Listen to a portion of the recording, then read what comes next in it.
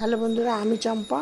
আমি তোমাদের সাথে যে ভিডিওটি শেয়ার করছি সেটা হলো আজকে তোমাদের সাথে আমি সম্পূর্ণ একদম তোমাদের বাগানের যত রকমের গাছ আছে সব গাছের জন্য এই যে বর্ষাকালে মাটির যে কী অবস্থা হয়, মাটির মধ্যে এই শামুক কেল্লাই কেঁচো সব জন্মায়, এর থেকে কিভাবে মুক্তি পাওয়া যায় সেইগুলো নিয়ে আমি তোমাদের সাথে ভিডিও শেয়ার করছি।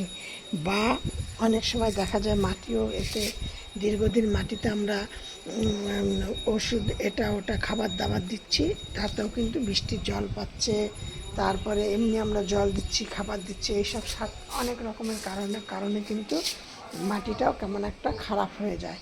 আমি আজকে এই জন্য আমি তোমাদের সাথে একটা দারুণ একটা সিক্রেট জিনিস শেয়ার করব। তোমরা এই জিনিসগুলো তোমরা ব্যবহার করো, প্রথম থেকে শেষ পর্যন্ত তোমরা ভালোভাবে দেখবে, স্কিপ করে করে দেখবে না, তাহলে কিন্তু তোমরা অনেক কিছু মানে জানতে পারবে না।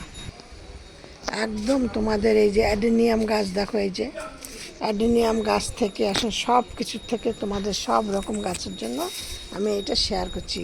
এই দেখো ড্রাগন ফল, দেখো বোগেনভিলিয়া, দেখো কত থোকা থোকা কত ফুল ফুটেছে।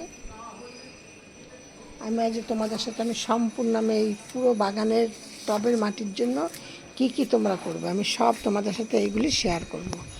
আমি চম্পাস ব্লগ থেকে ভিডিওটি করছি। আমার ভিডিওটি দেখে তোমাদের ভালো লাগলে বা তোমাদের যদি কোনো কাজে আসে তাহলে কিন্তু তোমরা অতি অবশ্যই আমার এই ভিডিওটি শেয়ার করো, আর একটা সাবস্ক্রাইব করো, একটা কমেন্ট করো, একটা লাইক করো।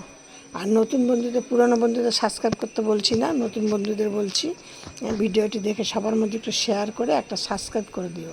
সাবস্ক্রাইব করে একটা পাশের বেলটি অল করে রেখে দিও, যাতে আমি 6:30 থেকে 7টার মধ্যে সন্ধ্যা ভিডিও ছাড়ি তোমাদের মোবাইল স্ক্রিনে যাতে নোটিফিকেশান পৌঁছে যায়। আমি এই জন্য এবার আমি তোমাদেরকে সব ধাপে ধাপে তোমাদেরকে বলছি। মোটামুটি অনেক গাছ কিন্তু আছে, যেমন তোমাদেরকে অ্যাডেনিয়াম গাছ অতিরিক্ত রোদ পছন্দ করে, দেখালাম অ্যাডেনিয়াম গাছ অতিরিক্ত রোদ পছন্দ করে, এদেরকে রোদে রাখবে। এই যে বোগেনভিলিয়া গাছ কিন্তু এইখানে রোদ, আমার আরেকটু পর থেকে রোদ পড়া শুরু হবে, একদম ডাইরেক্ট সন্ধ্যা পর্যন্ত, যতক্ষণ অস্ত্র না যাবে ততক্ষণ আমার এই গাছে কিন্তু পুরো দিনে রোদ পাবে। দেখেছো আমার কিন্তু টবগুলিও বড্ড ছোটো ছোটো, আবার তার মধ্যে অল্প অল্প মাটি দেওয়া। এই যে কাঠচাপা দেখো কত ফুল ফুটেছে, দেখেছো কাঞ্চন ফুল সব কিন্তু রোদ। দেখো এই গাছগুলো যেমন তোমাদের প্রচুর এখনও রোদ পাচ্ছে, দেখতে পাচ্ছ একদম প্রচুর রোদ পাচ্ছে, কিন্তু আর একটুখানি বাদ দিনে ছাওয়া পড়ে যাবে, আর এইখানে আবার রোদ পড়া শুরু হবে। ওই দিকটা পূর্ব দিকটা একটু রোদটা কম পায়, আর এইসব দিকটা বেশি রোদ পায়, বেশি সময় রোদ পায়, ওই দিকটা ছাওয়া পড়ে যায়। এবার তোমাদেরকে বলছি তোমরা গাছকে কি কি করবে। তোমাদের আগেই বলে নিলাম গাছ সব রোদ্রে রাখবে। এবার সব ধরনের গাছ তো বেশি রোদ পছন্দ করে না, যেইগুলি যেরকম ধরনের গাছ যেরকম পছন্দ করে সেরকম গাছগুলোকে সেরকম ধরনের সেরকম রোদ্রে রাখার চেষ্টা করবে। যার বাড়িতে যেমন রোদ আছে সে সেরকম পজিশনে সেরকম রোদ্রে রাখার চেষ্টা করবে। এবার তোমাদের বলছি এই বর্ষার সময় কিন্তু তোমরা অতি অবশ্যই একটা কাজ করো, যেই কাজটা তোমাদের করলে প্রত্যেকটা গাছ ভালো থাকবে, মাটি ভালো থাকবে। কেন মাটিতে প্রতি বছর পাল্টানো সম্ভব না, আর মাটি প্রতি বছর আনাও সম্ভব না। এই জন্য তোমাদের ঘরেই মাটিগুলোকে ঠিকঠাক করে রাখতে হবে। তার জন্য তোমাদেরকে কি করতে হবে, এবার গাছ টবের মাটিটাকে তোমরা মানে আমার যেমন কিছুটা মাটি বস্তায় ভরাই থাকে, আবার কিছুটা মাটি টবের মধ্যে থাকে। এবার টবের মাটিটা যেটা আছে সেইটা তো আমি এবার পরিচর্যা করি, আবার যেটা বস্তায় ভরা মাটি থাকে তার মধ্যে তো করে রেখেই দিই। প্রয়োজন পড়লে এই মাটিটা মানে টবের মাটিটা তুলে আবার রেখে দিয়ে ওই মাটিটা দিয়ে আবার বসাই। সেগুলো কিন্তু এখন বসাবো না। এই জবা ফুল গাছ বা এই যে অ্যাডেনিয়াম গাছ, অলকানন্দ গাছ, তারপর কাঠচাপা, তারপরে তোমার ওই কাঞ্চন, গোলাপ, জবা, পদ্ম, এইসব সব ফুলের কথাই তোমাদেরকে বলছি। এইগুলোকে আমি এখন কি করি যে এখন এই চুন নেবে, ধরো একটা 10 ইঞ্চি টবের জন্য ধরো তোমরা এই করবে, ধরো 50 গ্রাম চুন এনে তোমরা একটা জায়গায় ভিজিয়ে দিলে, 50 গ্রাম চুন এনে ভিজিয়ে দিয়ে নিয়ে তারপর তোমরা কী করবে, সেই চুনটার মধ্যে কিছুটা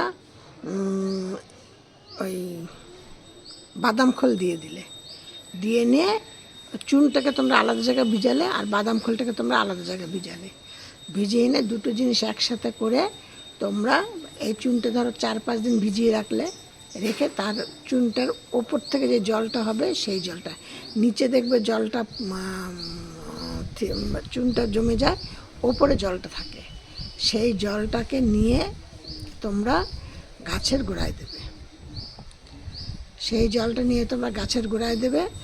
অথবা তোমরা একটা গাছের জন্য 1 চামচের 4 ভাগের 1 ভাগ শুকনো, যদি তোমরা গুঁড়ো করে নিতে পারো, শুকনো বা গুঁড়ো করা প্যাকেট কিন্তু বাজারেও বিক্রি হয়, দোকানেও, সেইখান থেকেও নিয়ে আসতে পারো। নিয়ে এসে 4 ভাগের 1 ভাগ চুন নেবে আর 1 চামচ বাদাম খোল নেবে, নিয়ে এই দুটো জিনিস তোমরা গাছের টবে চারিপাশ দিয়ে একটু ছিটিয়ে দিয়ে দাও।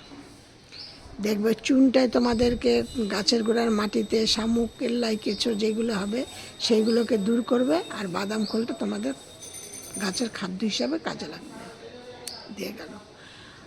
আর তোমাদের কি করতে হবে, তোমরা করবে ওই সপ্তাহে 1 দিন করে তোমরা একটা জায়গার মধ্যে কিছুটা বাদাম খোল নিলে, কিছুটা গোবর সার নিলে, তার মধ্যে কিছুটা হলুদ দিলে, আর নিলে তার মধ্যে কিছুটা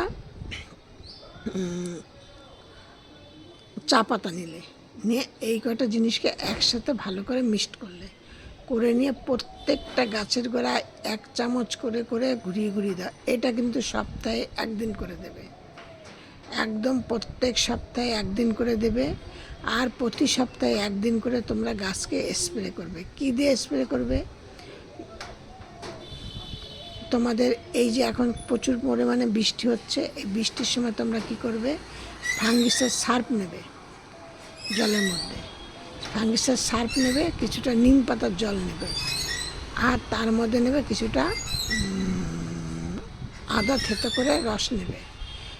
অথবা তোমরা নিতে পারো, ওই রসুন থেতো করে জল নিতে পারো। এই রসুনটা আমি নেই না এই কারণে, পুজোতে ফুল নিয়ে আমি এই যে এখন যেমন সব ফুলগুলো তুলে নেব, আমার ফুল সব তোলাও হয়ে গেছে, আর এই ফুলগুলোকে এবার আমি আবার তুলব।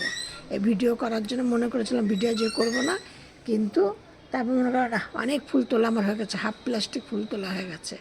তারপরে ভাবলাম না, এই 2-4টে ফুল গাছ ফুল নিয়ে আমি তোমাদের সাথে একটা ভিডিও শেয়ার করি।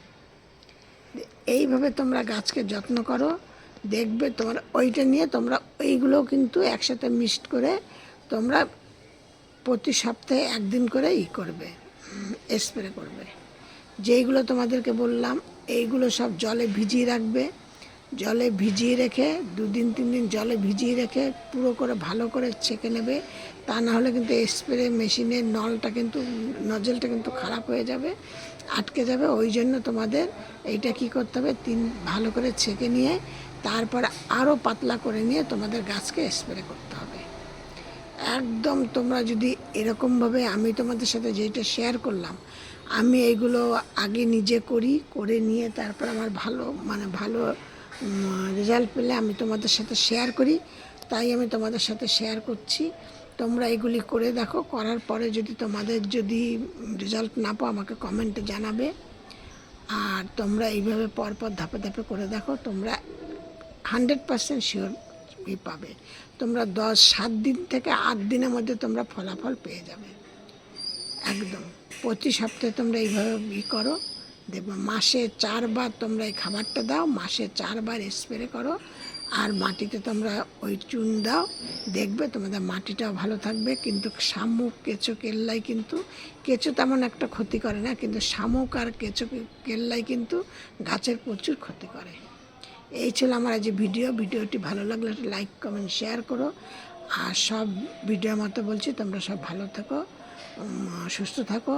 আর তোমরা ভিডিও দেখছো, কেউ কিন্তু আমাকে একটা লাইক করছো না, কমেন্ট করছো না, আর সাবস্ক্রাইবও করছো না। নেক্সট ভিডিও আবার অন্য কিছু নিয়ে।